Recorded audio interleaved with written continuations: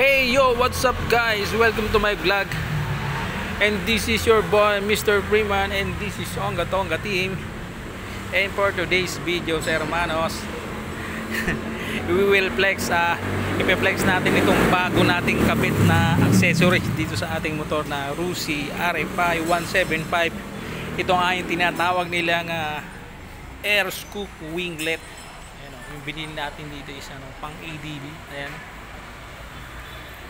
Ilalagay ko dyan sa comment below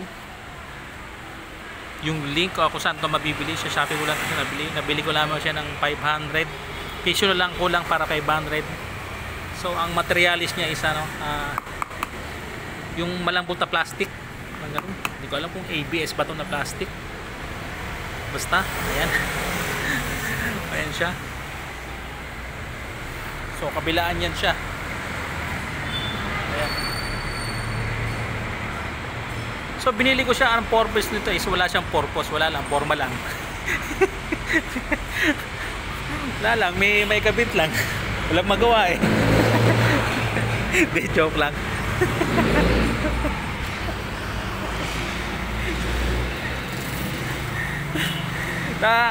Ang purpose nga pala nitong itong air scoop winglet is stabilizer to siya.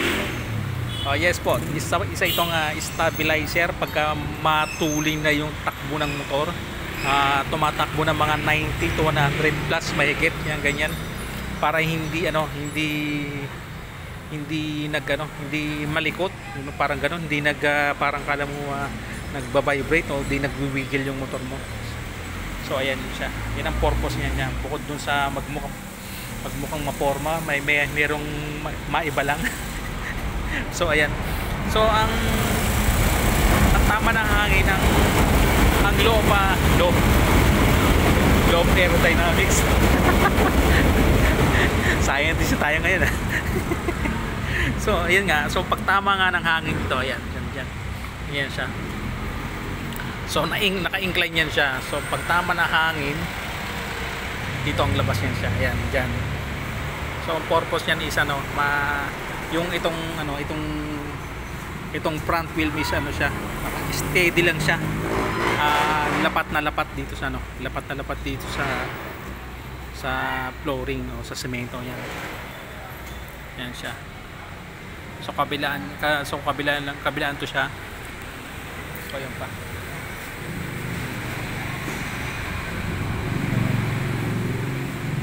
So yun. Pag sa side ko ganyan ang forma niya pag naka-side. Ayan.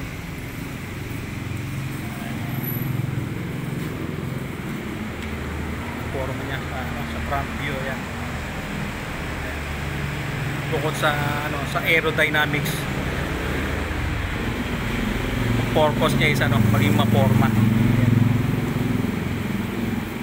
So meron meron to siyang pandikit, hindi talaga to siya naka-bolted. So meron yan siyang pandikit yung 3M. So napansin ko yung 3M hindi siya reliable, hindi matibay, hindi mo siya pwedeng asahan kasi alam mo na sa kalsada pagka nagmumotor ka, alam mo naman talagang dapat heavy duty lahat ang nakakabit sa iyo, dapat fully intact. Kung aasa lang tayo dun sa 3M na i-provide ditong si Zek, magtataka ka pagka huminto ka na o pumarada ka na, kulang na, wala na yung isa o baka wala na yung winglet mo. So ito, ibinolt natin siya, bolted na to siya. So kung mapapansin nyo, isang bolt iba rito kasi nga siyempre puro sa motor na lang napupunta yung pera natin. Totoo nga yung kasabihan, hindi ka na makakabili ng para sa'yo kahit brief, puro sa motor na lang. So ito, kasi hindi naman siya pansinin kasi malaki siya eh. So yung unang lagay ko is dati puro ganito, malalaking bolt. So dito parang baduy na niya tignan, parang naging Frankenstein na siya. So pinalitan ko siya ng bolt, so yung medyo maliit kasi ito malaki, tapos silver yung kinuha ko. Tapos mukhang bumagay naman siya, mukhang naging maayos naman siya tignan, hindi na siya mukhang Frankenstein. So yan, may isang bolt, 15 ang isang bolt. Ang mahal. So stainless daw to siya. So ang paggamit nga pala nito is ano, hindi din tinanggal to pairings na to, hindi siya tinanggal. So soldering iron lang ang pinambutas dito kasi plastic lang naman siya.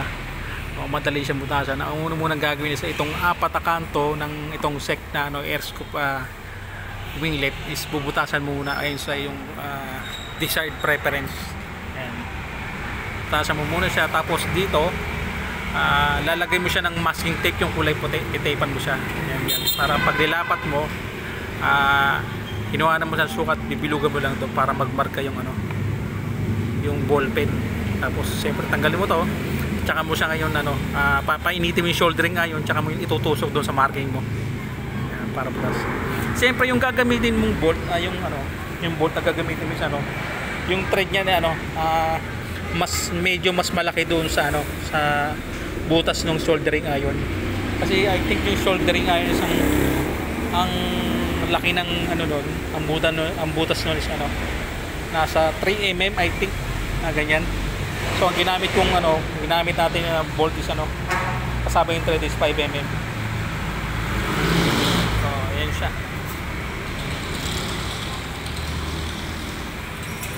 Ayan yun siya.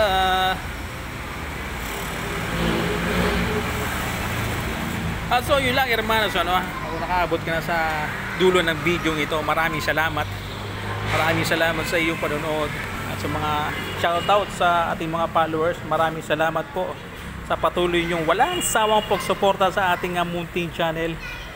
At hopefully ano, bumalik na yung ads natin kasi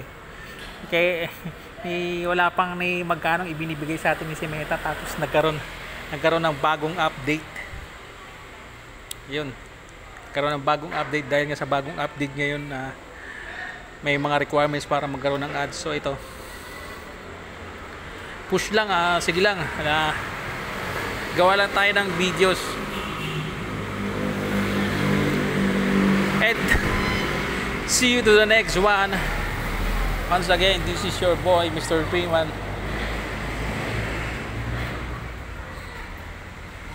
and this is on the Tonga Tonga team saying good night, Godspeed,